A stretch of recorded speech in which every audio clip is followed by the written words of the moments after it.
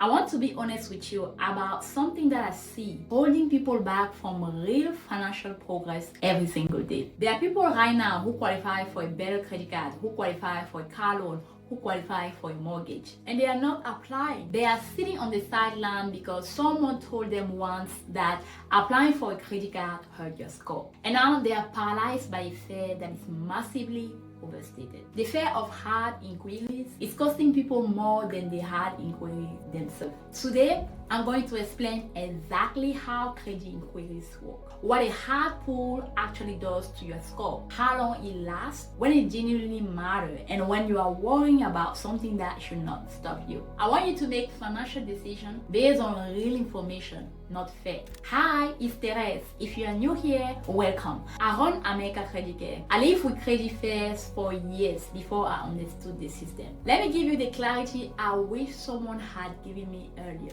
Chapter 1, hard inquiry, what they are and what they actually do. A hard inquiry, also called a hard pull, is what happens when a lender accesses your credit report to make a lending decision. You apply for a credit card, you apply for a car loan, you apply for a mortgage, a personal loan, an apartment. The lender or the landlord pull your credit score to decide whether to approve you. That access is recorded on your report as a hard inquiry. Hard inquiries stay on your credit report for 2 full years, visible to any future lender who pulls your report. And yes, they do affect your score. But here's the number most people have never been told. A single hard inquiry typically reduces your FICO score by fewer than 5 points. For most people, the actual impact is 2 to 3 points. Some people see no measurable change at all. 5 points or fewer on a scale that goes to 850. And that impact diminishes over time. The inquiry affects your score for about 12 months, even though it stays on your credit report for 2 years. After 12 months, it's still visible, but it no longer contributes to your score calculation. Now, contrast that with a soft inquiry. A soft pull happens when someone accesses your credit score for a reason that is not a lending decision. You check your own credit score on Credit Karma.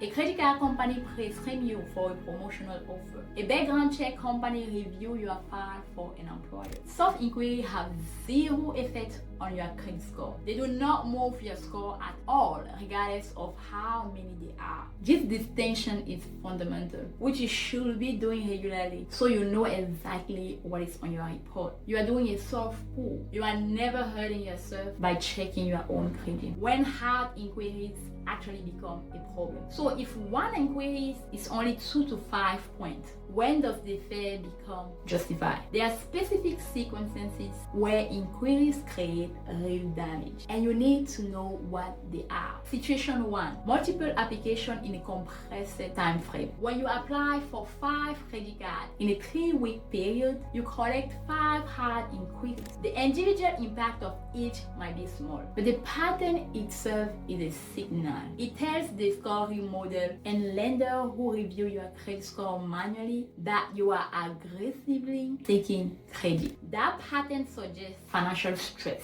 that you might need credit because you do not have enough money. Lender read that pattern as elevated risk, regardless of your actual credit score. The rule of thumb is simple. Space out your credit application. If you need to apply for multiple things, try to put at least 6 months between applications where possible. The exception to this is rate shopping, which I will cover shortly. Situation 2, when your score is already fragile. If your credit score is 580 and you take a 3-point inquiry hit, those 3 points might push you below a threshold that matter for a specific lender. If your credit score is 760, a 3-point drop is irrelevant. Context matter enormously. If you are actively rebuilding credit, be more strategic about when you introduce new application, not scare strategy. Situation 3, right before a major application. If you are planning to apply for a mortgage in the next 90 days, do not apply for a new credit card 2 weeks before you submit your mortgage application. Mortgage underwriter look for recent inquiry as part of their decision. They will ask you to explain recent application. Keep your credit report quiet in the month before you apply for something that really matters. The rate shopping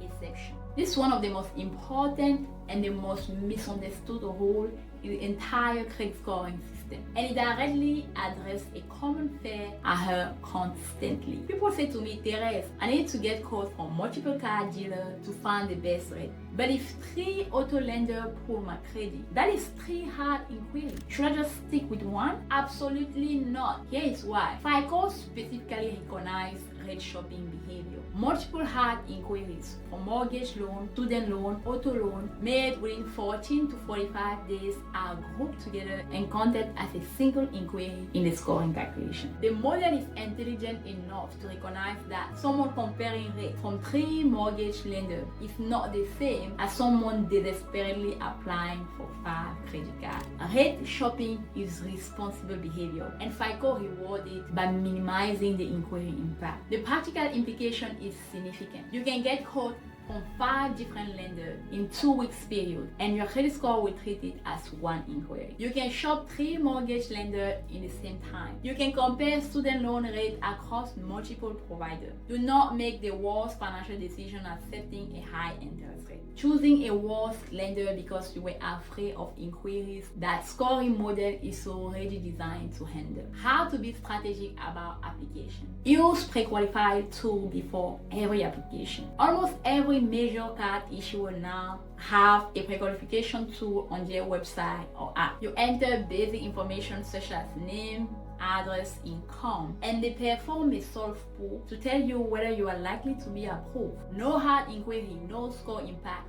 0. Use this tool every single time before you formally apply for anything. If the pre-qualification tool says you are not likely to be approved, do not apply. Save your hard inquiry for when approval is probable. If you say you are likely to be approved, apply with confidence knowing the inquiry is worth taking because you are probably going to get the account. Know your own score before you apply. This sounds obvious, but most people apply for credit with no real idea of what their actual FICO score is. They have a vague sense from Credit Karma that is somewhere in the 600, but they do not know their precise number or what they actually mean for their approval or know your number. Know what score range a specific product requires. Discover Secure Card, Capital One Platinum, Chase Sapphire Preferred. These products all have different approval thresholds. Apply within your range and your hit rate improves dramatically. Understand the difference between type of inquiries.